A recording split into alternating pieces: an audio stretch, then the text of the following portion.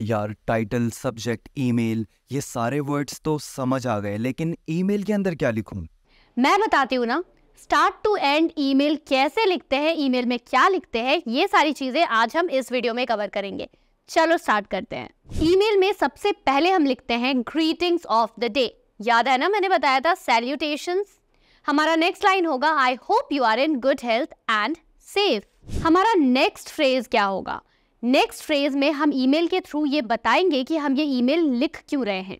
For example, हम ये email लिख रहे हैं किसी से कुछ रिक्वेस्ट करने के लिए, तो हमारा फ्रेज ये होगा, through this email I would like to make an important request. इस ईमेल के जरिए मैं एक इम्पॉर्टेंट रिक्वेस्ट करना चाहती हूँ। हमारा नेक्स्ट फ्रेज है as you suggested. For example, meeting में आपकी किसी से बात हुई है और उस पर्सन ने आपसे कहा है कि मुझे एक ईमेल लिख के दो। तो अगर हमारी बात हो चुकी है और उसके फॉलो अप में अगर हम कोई ईमेल लिख रहे हैं, तो हम इस फ्रेज का यूज करेंगे एज यू सजेस्टेड, जैसा कि आपने बताया था।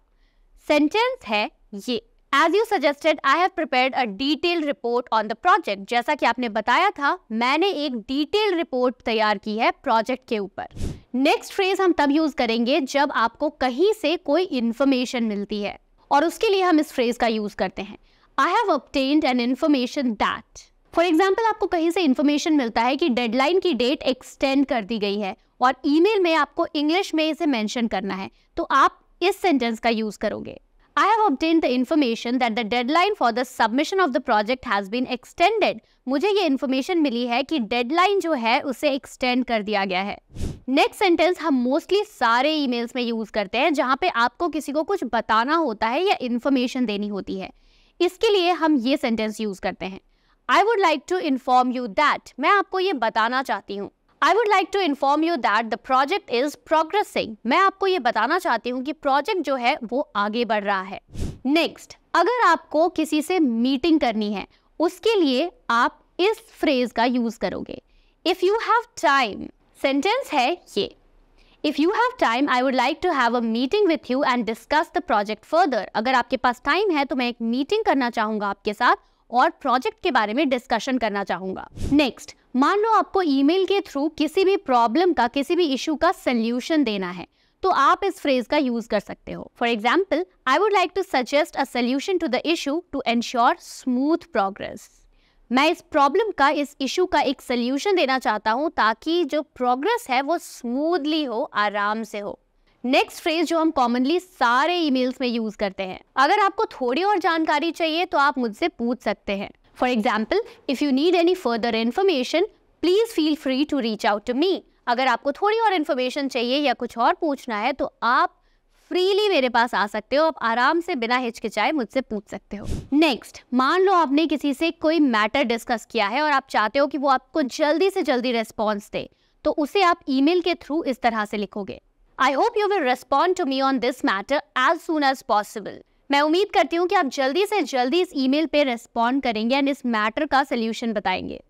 नेक्स्ट, मान लो आपको सामने वाले से सजेशन चाहिए, उनके आइडियाज चाहिए किसी मैटर पे, तो उसके लिए आप इस फ्रेज का यूज करोगे, I am looking forward to your suggestions on this matter. मैं इस मैटर पे आपका सजेशन चाहता हूँ, आपका आइडिया चाहता हूँ।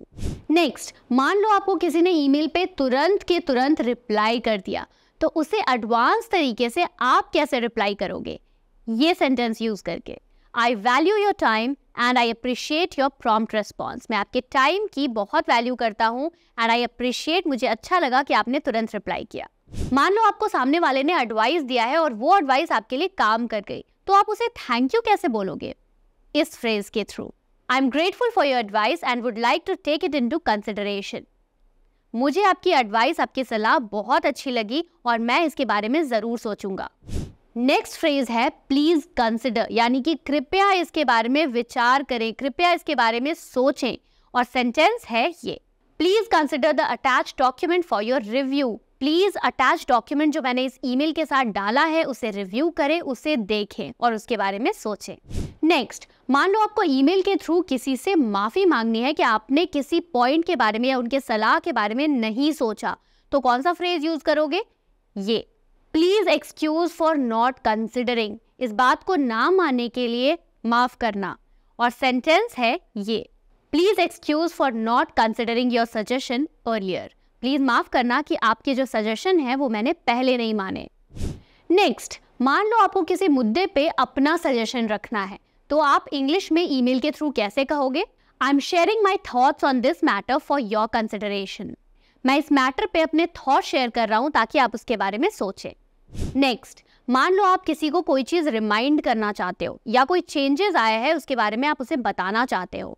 फॉर एग्जाम्पल, अगर कोई मीटिंग रीस्केड्यूल हो गई है तो उसके लिए आप प्लीज नोट का यूज करोगे। For example, please note that the meeting has been rescheduled to 3 PM। Please note करो कि मीटिंग को 3 बजे के लिए रीस्केड्यूल कर दिया गया है। नेक्स्ट, मान लो आपको सामने वाले की बात माननी है, तो इसे आप फ्रेज के थ्रू या सेंटेंस के थ्रू कैसे लिखोगे? इस सेंटेंस के through, I am considering this after much thought and analysis. मैंने इस बात को माना है बहुत बार इसके बारे में सोचने और विचार करने के बाद।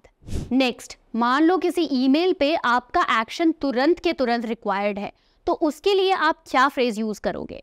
आई am taking immediate action to ensure timely completion. मैं तुरंत के तुरंत एक्शन लेता हूं ताकि टाइमली ये काम कंप्लीट हो जाए। नेक्स्ट, मान लो आप चाहते हो कि सामने वाला किसी मुद्दे को देखे, उसके बारे में सोचे और अपना फीडबैक दे, तो उसके लिए आप इंग्लिश का ये सेंटेंस यूज करोगे, please look into this matter and provide your feedback. इस मैटर को देखो और इस पे अपना फीडबैक दो। नेक्स्ट, आपको किसी काम को करवाने के लिए डेडलाइन देना है, तो उसके लिए आप इस फ्रेज का यूज करोगे, I am setting a deadline for this. इस काम के लिए मैं एक डेडलाइन सेट कर रहा हूँ। सेंटेंस है ये, I am setting a deadline for this task to be completed by Friday. मैं इस टास्क को कंप्लीट करने का डेडलाइन सेट कर रहा हूँ कि फ्राइडे तक ये काम हो जाना चाहिए। अगला फ्रेज, मान लो आप चाहते हो कि किसी के अंडर, किसी के सुपरविजन के अंडर कोई काम हो, तो उसके लिए आप इंग्लिश का ये सेंटेंस यूज करोगे, the project will be carried out under your supervision. तुम्हारे निगरानी के अंडर ही ये प्रोजेक्ट कंप्लीट किया जाएगा। नेक्स्ट, बहुत ही कॉमन फ्रेज है, if you have any questions please let me know. अगर तुम्हारा कोई सवाल है तो प्लीज मुझसे पूछो। नेक्स्ट, मान लो आपके ईमेल का तुरंत किसी ने रिप्लाई कर दिया, तुरंत किसी ने सोल्यूशन दे दिया, तो आप ईमेल के थ्रू उन्हें ये कैसे बताओगे? Thank you for your attention to this matter. इस मैटर पे, इस मुद्दे पे अपना अटेंशन देने के लिए, अपना ध्यान देने के लिए थैंक यू। नेक्स्ट वर्ड है ग्रेटफुली, जिसका मतलब है अपना आभार व्यक्त करना, और ये हम ईमेल में कैसे करेंगे? इस तरह से, thank you for your guidance. आपकी गाइडेंस के लिए शुक्रिया। इसके बाद हम ऐड करेंगे ये line, hope to hear from you soon. Next phrase है looking forward to your feedback. मान लो आपको सामने वाले से फीडबैक चाहिए, तो आप इस लाइन का यूज करोगे। ईमेल एंड करने के लिए आप एक और फ्रेज यूज कर सकते हो, स्टे इन टच, जिसका मतलब है कि आप कनेक्टेड रहना चाहते हैं सामने वाले से। ईमेल लिखने के लिए आप 3 चीजों का यूज करोगे। सबसे पहला सिंसियरली, उसके बाद अपना नाम, और लास्ट में अपना जॉब टाइटल। और इस तरह से आप एक परफेक्ट ईमेल लिख सकते हैं। अब आपको करना क्या है वो तो आपको याद ही होगा, डिस्क्रिप्शन से PDF डाउनलोड करना है, रिवाइज करना है सारे वर्ड्स को, और इस पूरे वीडियो में जो भी वर्ड सबसे ज्यादा पसंद आया उससे एक सेंटेंस बनाना है, क्योंकि सरप्राइज गिफ्ट आपका वेट कर रहा है। और इसी के साथ ये बता दूं कि अगले वीडियो में हम क्या सीखने वाले हैं। ईमेल्स तो हमने सीख लिया, अब हम अगले वीडियो में सीखने वाले हैं कि ईमेल्स में हमें कौन कौन सी गलतियां बिल्कुल नहीं करनी है। Stay tuned.